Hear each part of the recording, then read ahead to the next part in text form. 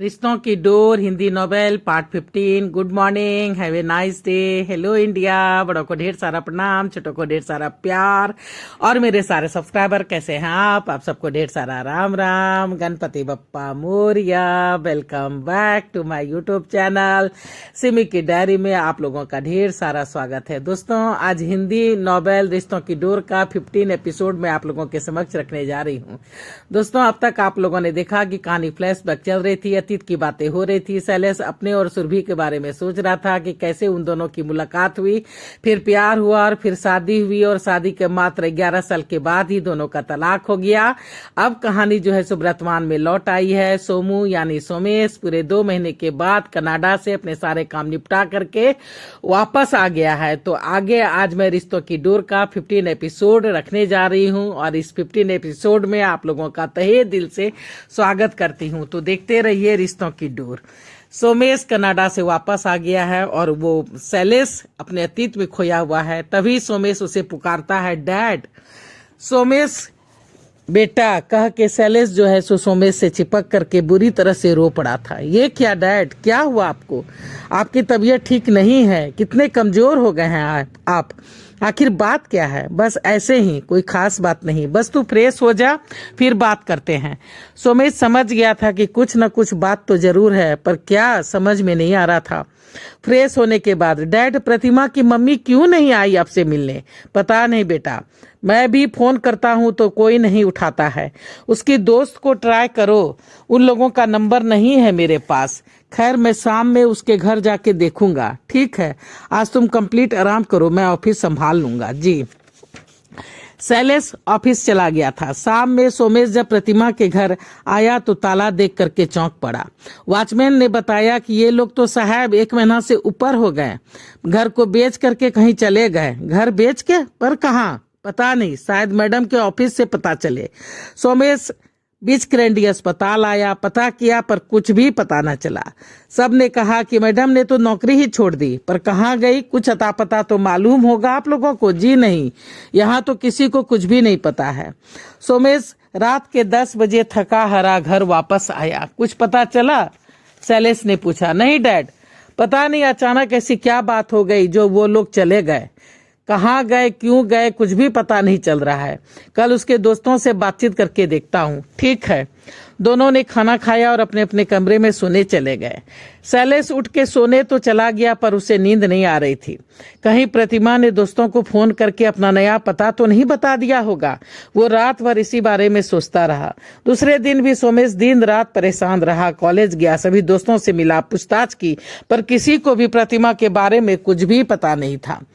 उसने तो टीसी ले लिया है, कॉलेज भी छोड़ दिया है। लगता है इस शहर में ही अब वो लोग नहीं हैं।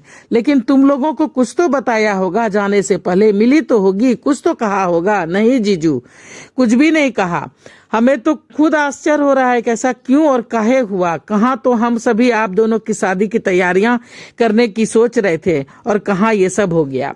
आखिर उसे जमीन निगल गई या आसमान खा गया, कुछ पता नहीं चल रहा है। सोमेश जितना सोचता उलझता ही चला जाता। कहीं वो किसी दुर्घटना की शिकार तो नहीं हो गई, कहीं प्रतिमा को कुछ हो तो नहीं गया, डैड कुछ छुपा तो नहीं रहे हैं, वो भी गुमसुम रह रहे हैं, कुछ कमजोर भी हो गए हैं। आखिर ऐसी क्या बात हो गई? 10 दिन तक सोमेश अपने ही ख्यालों और दुखों दर्द में खोया रहा। प्रतिमा की खोज करता रहा, जैसे तैसे सब लोगों से पूछताछ भी की। पुलिस से भी पूछा तो पुलिस ने कहा कि अगर वो लोग अपनी इच्छा से कहीं गए हैं तो इसमें पुलिस कोई भी मदद नहीं कर सकती है। प्रतिमा कहाँ चली गई कुछ समझ में नहीं आ रहा था। हार फार कर सोमेश ने अपने आप को भगवान के हवाले कर दिया था। शैलेश उसकी हालत देख सिसक उठता, पर कर भी क्या सकता था? क्या कहता, कैसे कहता कि जिसके लिए तुम बेचैन हो रहे हो वो तुम्हारी छोटी बहन पिंकू है? सोमेश ने किसी तरह अपने आप को संभाल लिया था। प्रतिमा की याद से बचने के लिए खुद को कामों में उलझाए रखता था। शैलेश भी सामान्य बने रहने की कोशिश करता, कहीं इसे किसी तरह की भनक न लग जाए। नौकर भी अपने वादे पर कायम थे, किसी ने भी अब तक मुंह नहीं खोला था। प्रतिमा को अपने परिवार के साथ शिमला आए हुए 1 महीना से ऊपर बीत चुका था। सुरभि की तबीयत अब बराबर खराब ही रहने लगी थी। कौशल्या इस बात से बहुत ही घबराए रहती थी। उसे लगता कि बात कुछ कुछ और है, बात बहुत ही गंभीर है, कुछ राज की बातें हैं जो इससे खाए जा रही है, पर ये मुझे भी तो कम से कम बताए, पर ये तो बताती ही नहीं। उधर प्रतिमा बिल्कुल चुप सी हो गई थी, उसने किसी से भी दोस्ती भी नहीं की थी, बस गुमसुम सी रहती। सुरभि उसकी हालत देख सिसक उठती, पर कर भी क्या सकती थी। एक तरफ जिंदगी थी तो दूसरी तरफ मौत। जिंदगी रही तो खुशी एक ना एक दिन आने की उम्मीद कर सकती थी वो, पर अगर मौत के बाद तो बस अंधेरा ही अंधेरा, मौत के बाद तो बस अंधेरा ही अंधेरा था। सुरभि सब कुछ भगवान के हवाले कर एक सामान्य जिंदगी जीने की कोशिश कर रही थी। 1 महीना के अंदर ही सुरभि ने हॉस्पिटल में सबों का दिल जीत लिया था। उससे उम्र में बस 2-3 सीनियर डॉक्टर थे, बाकी सभी उससे छोटे थे, उसकी इज्जत करते थे। बदले में सुरभि भी उसे अपने छोटे भाई बहन की तरह, अपने बच्चे की तरह ही समझती थी। कभी कदार वो एग्जाम क्लास भी लेती, सबों को अपने एक्सपीरियंस और नॉलेज से बहुत कुछ बता जाती, जो शायद वो स्टूडेंट किताबों की मदद से या किताबों को बार बार पढ़ने से भी नहीं सीख पाते। हॉस्पिटल में एक लड़का था जिसे देख के सुरभि चौंक पड़ी थी। वो जब भी उसके सामने आता उसे लगता कि उसका शैलेश सामने खड़ा है। वही कद काठी, रंग रूप, हंसना मुस्कुराना, बातचीत, यहाँ तक कि दोनों के स्वभाव भी काफी मिलते। दोनों की रुचि, रंग, खाना पीना सब कुछ बहुत ही सेम था। जब कभी भी वो पार्टी वगैरह में उसे खाते पीते देखती तो वो मंत्र मुग्ध होकर के उसे देखते रहती। उसे समझ में नहीं आ रहा था कि ऐसा क्यों हो रहा है। क्या मैं शैलेश को मिस कर रही हूँ या ये सचमुच में शैलेश से काफी मिलता जुलता है। सुरभि जब भी उसके सामने जाती मुस्कुरा देती। गौतम भी उसे देख करके पैर छू लेता। जीते रहो। जब से गौतम को सुरभि का साथ मिला था वो और भी निखर गया था। सुरभि उसे उसके ऑपरेशन में काफी मदद करती। कोई भी केस हो गौतम बिना उससे डिस्कशन किए कोई भी रिस्क नहीं लेता था। जब कभी भी वो ओटी में जाता, किसी भी पेशेंट के बारे में वो बिना सुरभि की मदद लिए, बिना सुरभि से राय लिए कुछ भी नहीं करता। ऐसी बात नहीं थी कि गौतम अच्छा डॉक्टर नहीं था, पर इसके बावजूद उसमें घमंड नाम की कोई भी चीज नहीं थी। ऊपर से सुरभि से वो काफी प्रभावित था। अक्सर उसके बारे में सुनता, उसके ऑपरेशन के बारे में जानता, कैसे उसने नए तरीके अपनाए, कैसे उसने रिस्क लेकर भारी से भारी कॉम्प्लिकेशन को चुटकी में हल कर दिया था। लोग तो जैसे सुरभि को भगवान ही समझते थे। वह सप्ताह में 2 दिन गरीबों के बीच में जाती और उसे मुफ्त में उसकी इलाज करती थी। ये उसके जिंदगी का जैसे एक हिस्सा सा बन गया था। गौतम पिछले 4 सालों से पीके हॉस्पिटल में नौकरी कर रहा था। वो भी एक अच्छा सर्जन था। उसने भी लंदन से पढ़ाई की थी, वहां उसी कॉलेज से जहां सुरभि पढ़ी थी। सुरभि पढ़ाई के दौरान भी कई ऑपरेशन में साथ दिया था और उसे अच्छी तरह से निभाया भी था।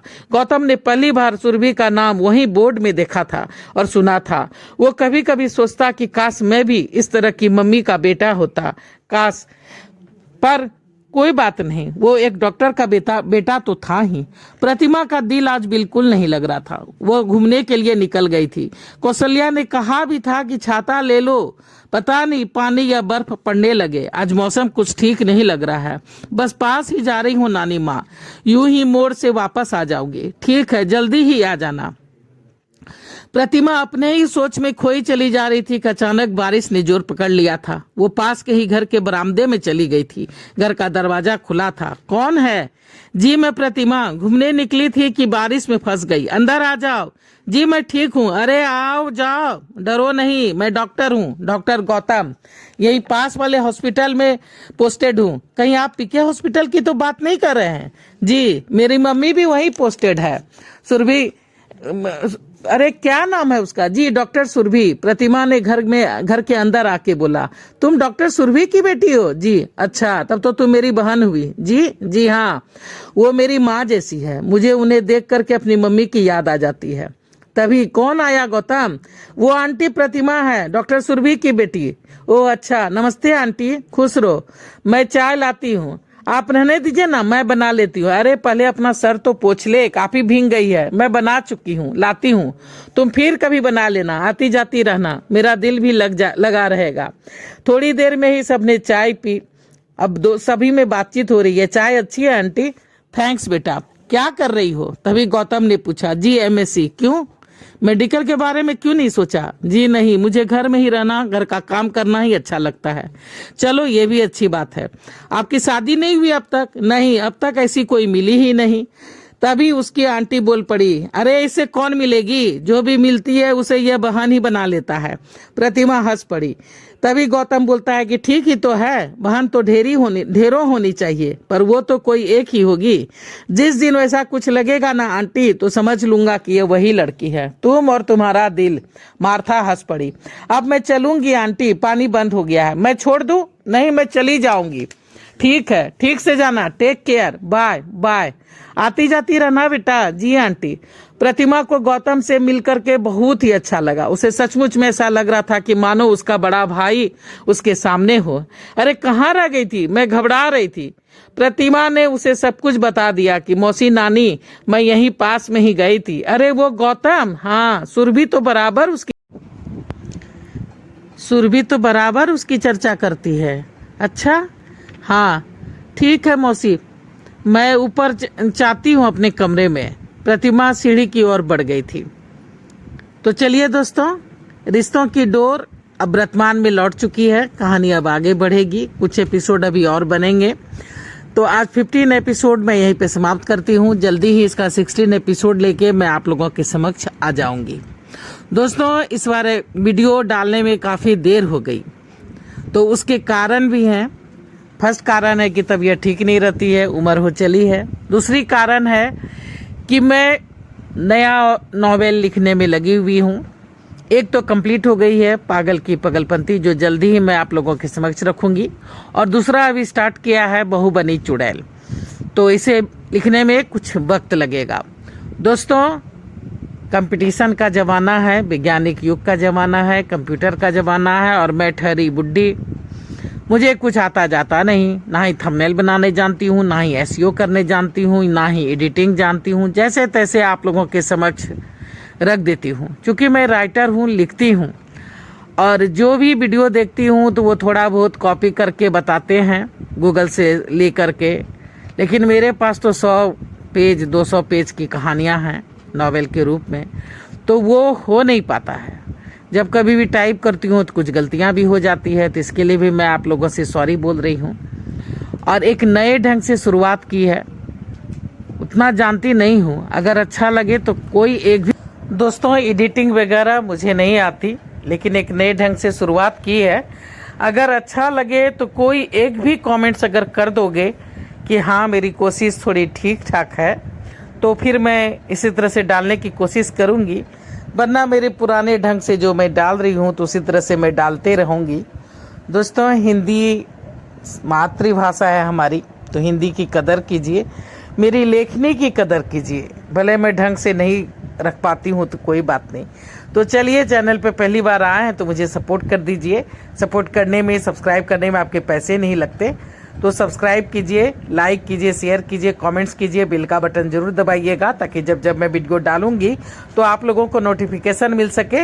अब मैं अपनी वाणी कहीं पे विराम देना चाहती हूँ। जय भोलेनाथ, हर हर महादेव, और आप लोगों का ढेर सारा थैंक्स शुरू से अंत तक वीडियो को देखने के लिए, अपना सपोर्ट बनाए रखने के लिए। Thanks for watching my video. Thank you.